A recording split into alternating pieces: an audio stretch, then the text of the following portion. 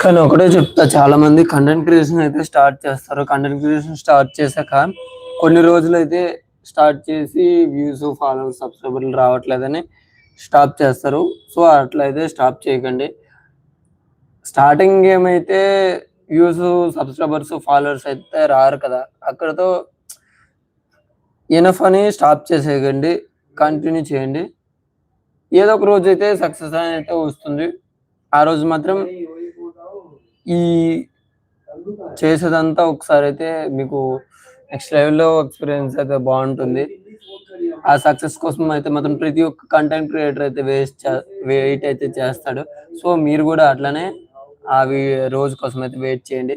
ఇప్పుడు నాకు సక్సెస్ రావట్లేదు అనైతే ఎవరైతే కంటెంట్ క్రియేషన్ స్టార్ట్ చేసే వాళ్ళకి చెప్తున్నా. And start